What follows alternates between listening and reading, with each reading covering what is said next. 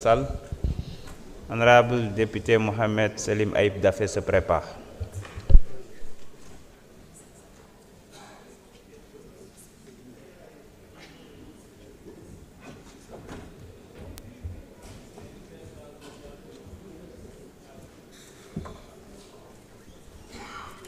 Je vous remercie, Monsieur le Président. Monsieur le Président, Madame, Messieurs les ministres, chers collègues.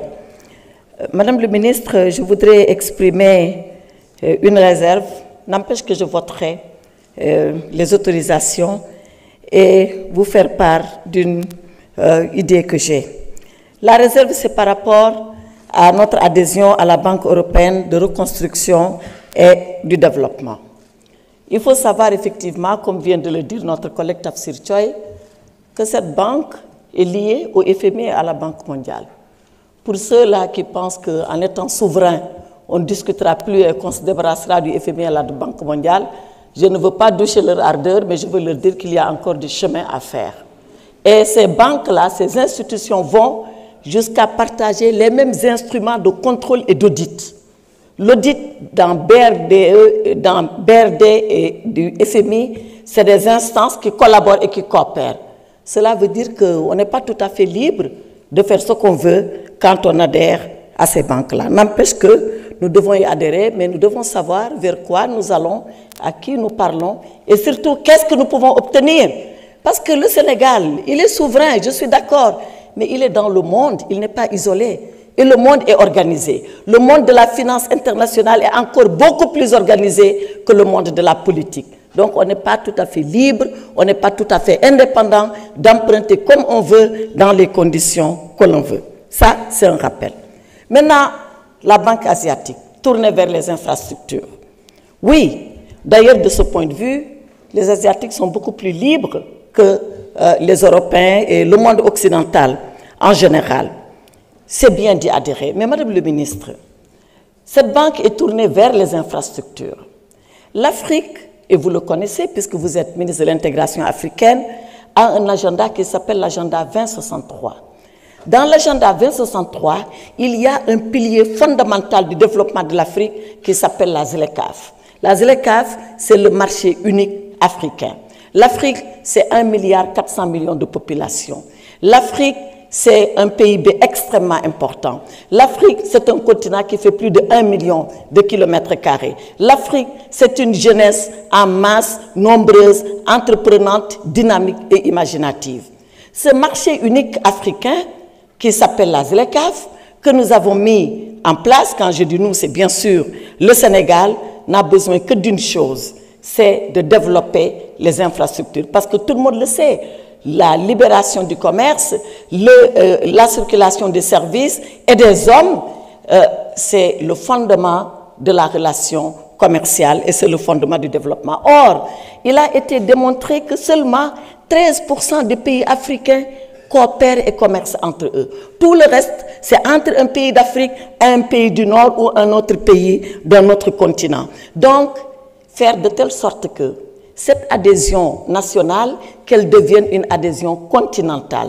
Travailler avec tous les autres États dans le cadre de l'Union africaine pour que nous puissions avoir une coopération à l'échelle du continent avec cette banque, développer les infrastructures, lancer les autoroutes du commerce africain pour que la ZLECAf soit une réalité vivante en Afrique. Et à partir de ce moment, on fera faire à notre continent un bond extrêmement important. Je vous remercie, Monsieur le Président. Jërëjëf, honorable. Mohamed Selim Aïb Dafé, vous avez la parole.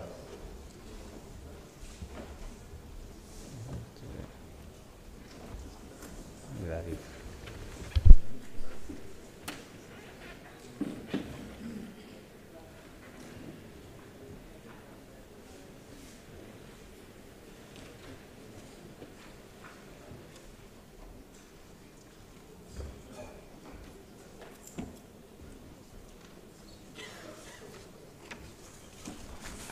Merci, Président. Madame le ministre de l'Intégration africaine et des Affaires étrangères, Monsieur le ministre chargé de l'aménagement du territoire, des collectivités territoriales et de l'urbanisme, Monsieur le secrétaire d'État chargé des Sénégalais de l'extérieur, chers collègues, maa ngi leen di nuyu di rafetlu séance bi nga xam ne lu ñu fi indi mooy autoriser président de la République mu ratifier ñeent accords internationaux notamment dans le domaine bancaire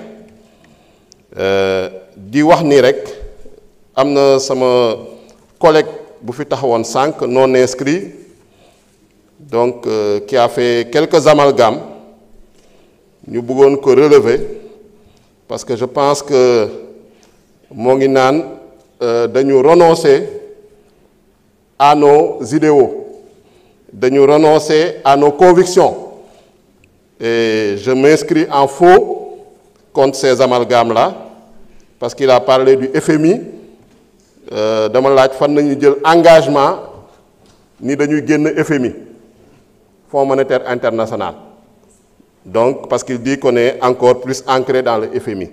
Effectivement, le Sénégal a rejoint le FMI depuis le 28 septembre 1963. Donc nous également, dans l'agenda national de transformation, dans la vision Sénégal 2050, en tout cas, on n'a pas pris l'engagement de sortir du FMI. Même si on a pris l'engagement d'être souverain, de construire un Sénégal souverain. Donc la souveraineté, c'est ce qu'on est en train de faire. Parce que c'est l'article 95, l'article 96, l'article 97, le titre 9 de la Constitution qui régit la manière dont les accords internationaux doivent être ratifiés, approuvés. Et certains accords internationaux doivent passer par l'Assemblée nationale. C'est nous qui autorisons en toute souveraineté le président de la République à ratifier ces engagements internationaux. Donc c'est cela la souveraineté. La souveraineté, ce n'est pas l'autarcie. La souveraineté, ce n'est pas le repli sur soi. La souveraineté, ce n'est pas l'isolationnisme. Il ne faut pas confondre. Je pense que vous faites des amalgames, vous enfoncez des portes ouvertes pour en tirer des conclusions hâtives, fausses, sur la base de postulats erronés. Je voudrais quand même revenir sur ces importants projets de loi, parce que le contexte international marqué par une crise du multilatéralisme, par également